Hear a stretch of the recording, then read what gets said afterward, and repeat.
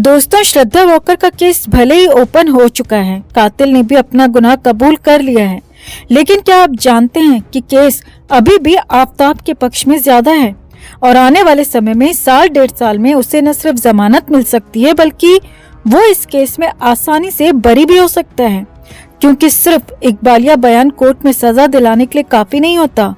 जुर्म कबूलने के साथ साथ कुछ और सबूत भी इकट्ठे करने होते हैं। कानून के जानकारों के मुताबिक आफताब केस अभी भी बहुत ज्यादा कमजोर है। हम आपको बताने जा रहे हैं कि कैसे आफताब ने चालाकी से अपने आप को 90% तक सेव कर लिया है। पुलिस लगातार सवाल कर रही है, जवाब भी मिल रहे हैं, लेकिन अभी भी कई ऐसे सवाल हैं जिनके जवाब पुलिस को नहीं मिले। आफताब एक शातिर कातिल की तरह बिहेव कर रहा है और पुलिस को किसी भी सवाल का सटीक जवाब नहीं दे रहा। कुछ सवाल हैं जिनके जवाब पुलिस को अभी तक नहीं मिले हैं, जैसे अपराध में इस्तेमाल हथियार। श्रद्धा की हत्या गला घोंटकर की गई थी, लेकिन उसके 35 टुकड़े करने के लिए आरी का यूज हुआ था। पुलिस को वो आरी भी अभी तक नहीं मिल पाई है। किसी भी हत्या को साबित करने के लिए उसमें प्रयोग होने वाला हथियार सबसे अहम सबूत होता है। इसके बिना केस पीड़ित पक्ष की तरफ से बहुत ज्यादा कमजोर माना जाता है। 6 महीने बीत जाने की वजह से आरी का मिलना मुश्किल हो रहा है, क्योंकि आरी उसने कहां पर फेंकी थी ये अभी तक कोई भी नहीं बता पा रहा। अगर वो आरी मिल जाती है तो उस पर फिंगरप्रिंट के साथ खून के धब्बे भी मिल सकते हैं। इससे कातिल का अपराध साबित करने में बहुत ज्यादा आसानी होगी, लेकिन आरी अभी तक मिसिंग है। इसके अलावा मर्डर के दौरान श्रद्धा ने कौन से कपड़े पहने थे, श्रद्धा ने मर्डर के समय जो कपड़े पहने थे वो कहाँ गए? क्योंकि आफताब ने बॉडी को काटा तो कपड़े भी उतारे होंगे, तो वो कपड़े मिलना भी बहुत ज्यादा जरूरी है। आफताब ने बताया कि उसने वो कपड़े एक कचरा वैन में फेंके थे। वो कचरा वैन कौन सी थी, कहाँ गई, कहाँ पर खाली हुई, ये बात उसने नहीं बताई। ये बात 6 महीने पुरानी है और किसी को पता भी नहीं है कि उसने कचरा कहाँ फेंका था। 6 महीने बाद वो कचरा ढूंढना बहुत ज्यादा मुश्किल ही नहीं, नामुमकिन है, क्योंकि उस कचरे के ऊपर 6 महीने के बाद कितना कचरा पड़ा होगा। आफताब ने एकदम प्रोफेशनल तरीके से कत्ल को अंजाम दिया और प्रोफेशनल तरीके से सारे सबूत नष्ट कर दिए। वो जानता था कि हथियार और कपड़े बहुत ज्यादा अहम सबूत होते हैं, इसीलिए उसने उन्हें ऐसे ठिकाने लगाया कि बाद में अगर मार पिटाई के बाद उन्हें ढूंढना भी पड़े या वो ढूंढना भी चाहे तो वो दोबारा से ना मिल पाए।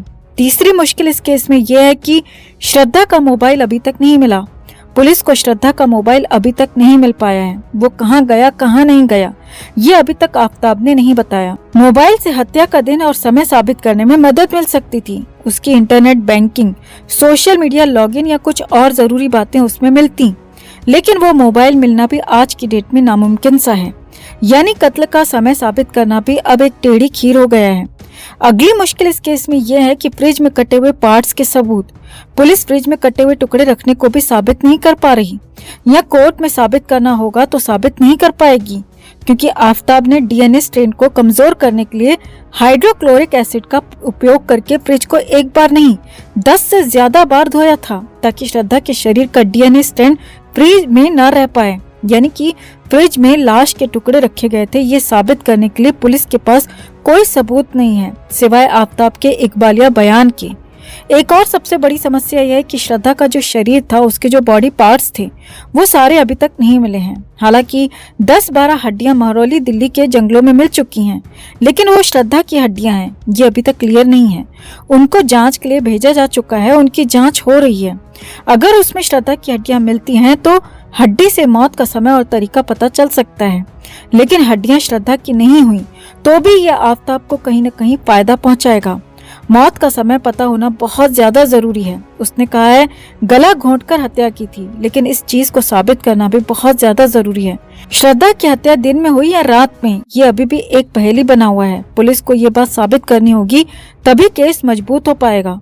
कोर्ट में जुर्म साबित करने के लिए ये चीजें मिलनी बहुत ज्यादा जरूरी हैं, और तभी कोर्ट भी किसी नतीजे पर पहुंचेगा। वरना हमारे देश का कानून तो आजकल मर्डर और रेप के आरोपियों को सबूत मिलने पर भी बाइज्जत बरी कर देता है। इतना रहमदिल कोर्ट है। हालांकि पुलिस आफताब की निशानदेही पर कुछ सबूत इकट्ठा कर चुकी है। आफताब ने जहां से फ्रिज खरीदा था वो दुकान मिल गई है और दुकान वाले के बयान दर्ज भी हो चुके हैं। फ्रिज खरीदने की जो रसीद थी वो भी पुलिस को मिल चुकी है। आरी जहां से खरीदी गई वो दुकान भी मिल गई है, दुकानदार की पहचान भी हो गई है और दुकानदार ने भी आफताब को पहचान लिया है। श्रद्धा के पिता का बयान भी दर्ज हो चुका है, जिसमें उन्होंने आफताब पर श्रद्धा को पीटने का बयान और श्रद्धा आफताब के साथ में रहती थी, लिव इन में ये बयान शामिल है। फ्लैट में रहने वाले आसपास के लोगों के साथ श्रद्धा के दोस्तों के भी बयान दर्ज हो चुके हैं। श्रद्धा की बॉडी काटने के दौरान खुद आफताब के हाथ में चोट लग गई थी आरी से, जिसका उसने पास के डॉक्टर अनिल सिंह से इलाज कराया था। डॉक्टर का बयान दर्ज हो चुका है और डॉक्टर ने आफताब की पहचान भी कर ली है। पुलिस ने अब कोर्ट से नार्को टेस्ट के लिए परमिशन मांगी है, जो कि कोर्ट ने परमिशन दे दी है। अब आफताब का नार्को टेस्ट होगा, लेकिन भारत में नार्को टेस्ट का इतिहास बहुत ज्यादा भरोसेमंद नहीं रहा। भारत के सबसे फेमस और सबसे बड़ी मर्डर मिस्ट्री में से एक नोएडा का आरुषि मर्डर केस सबको याद होगा। उसमें नार्को टेस्ट हुए थे, बहुत सारे हुए थे, लेकिन आज तक क्या रिजल्ट निकला सबको पता है। हालांकि यहाँ पुलिस को उम्मीद है कि शायद कुछ सवालों के जवाब मिल सकते हैं। पुलिस का कहना है कि आरोपी पूछताछ में सहयोग नहीं कर रहा। वो मोबाइल, श्रद्धा के कपड़े और आरी के बारे में कुछ भी ठीक नहीं बता रहा। मोबाइल को कभी महाराष्ट्र में फेंकने की बात बोलता है तो कभी कहता है कि दिल्ली में फेंका है। कपड़ों के बारे में भी कहता है कि जला दिए तो कभी कहता है कि कूड़े की गाड़ी में फेंके थे। इसी तरह आरी के बारे में भी सटीक जानकारी नहीं दी है। असल में आफताब जो आज की डेट में पेश कर रहा है वो ये सब पहले से ही गूगल पर कई बार सर्च कर चुका था कि अगर वो पकड़ा जाता है कभी न कभी तो उसे बचने के लिए कैसे कैसे बयान देने हैं, किस सवाल का जवाब कैसे देना है, कैसे बातें छिपानी है, कैसे बातों को गुमराह करना है। सब कुछ वो पहले से तैयारी कर चुका था। वो इस सिचुएशन के लिए मेंटली प्रिपेयर था।